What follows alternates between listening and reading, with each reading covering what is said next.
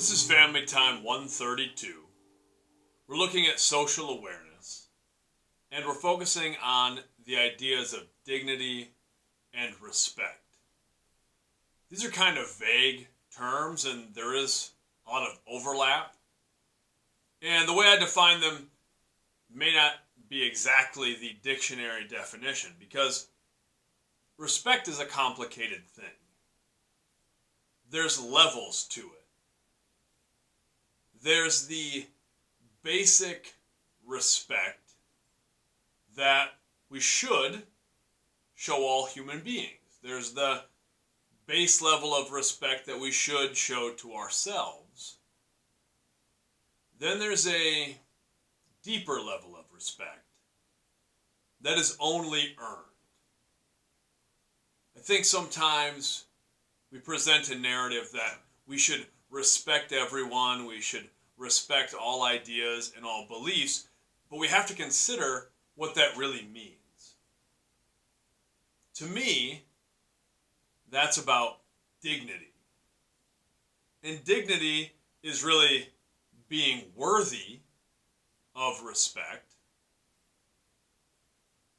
But I think, at least for me, it means a basic level of respect that is freely given. And that's the type of respect, hopefully, that is respecting and acknowledging people's right to exist, acknowledging and respecting people's right to their beliefs, to their thought processes, even when we disagree with them. That's an important distinction. I really do think that everyone is deserving of that. Dignity, to me, is a function of empathy. That attempt to see something from someone else's perspective, to walk a mile in their shoes. All of us want to be accepted, or at the very least, have the freedom to be who we are, to have our thoughts, to have our feelings, to have our beliefs. And I do think we should recognize that same desire in other people. And that, for me, is dignity. And we can show dignity in very simple ways. Even in school, it's the idea of not picking on someone or being rude to someone who maybe looks different than us, or approaches things differently than we do, or is in a different extracurricular group or social group than we are. Because we don't want to be picked on. We don't want to be hurt. We need to show people dignity because we want to be treated with dignity. And when other people attack us in some way, when other people don't treat us with a sense of dignity, with that base level of freely given respect, it's worth at least acknowledging that the other party may have an issue with feeling dignity for themselves. That does not make it right or excuse that behavior, but it kind of goes to that saying that hurt people hurt people.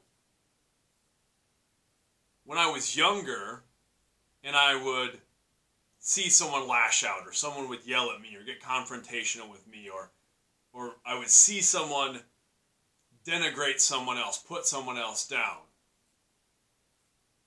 that would make me angry.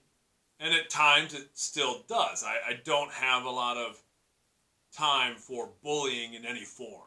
for any abuse of power. But I think I can also acknowledge now that there is some trauma or some issue with that other person as well. If someone is yelling at me about something, I do wonder about their own sense of self-dignity. If they can acknowledge and recognize for themselves that they are worthy of love, that they're worthy of acceptance, that they do have an intrinsic value. And that can be a hard thing to develop sometimes. Our own sense of dignity, to walk through the world with dignity. And that's kind of another definition of dignity.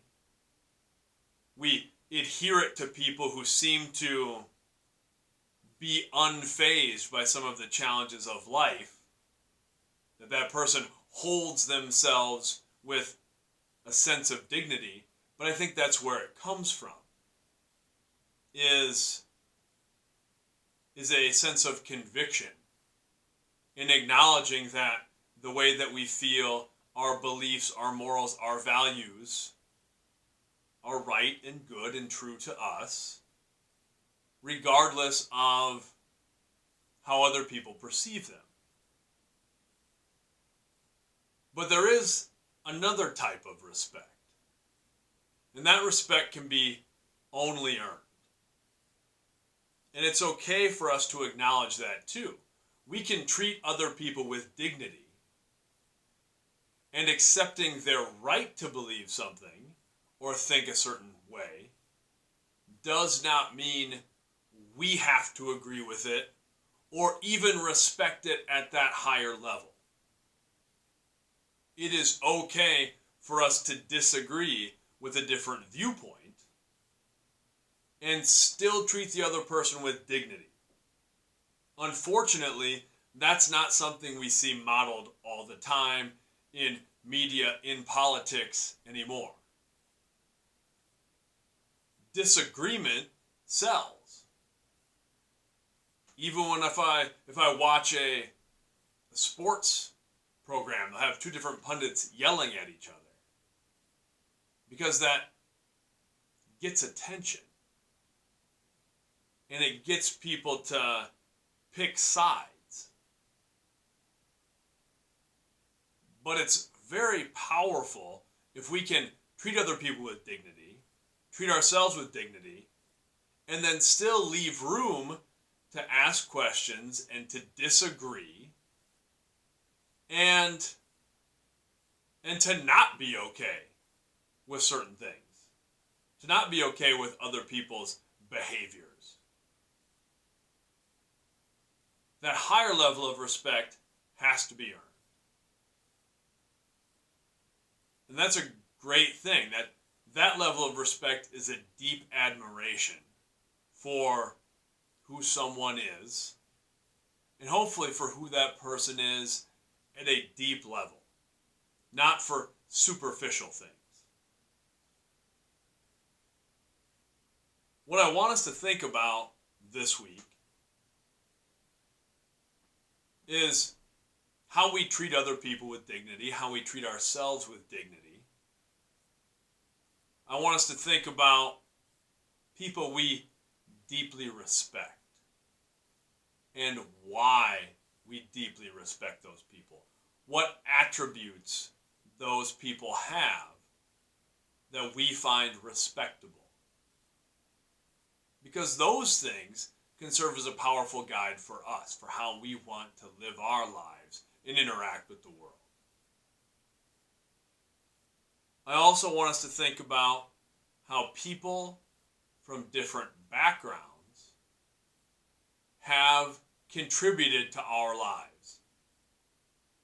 I've said this before, but I know my life is much richer and much deeper because of interactions I've been able to have with people who come from different upbringings than I do, who live in different areas, who belong to different social groups, who have different beliefs, who have different identities than I have.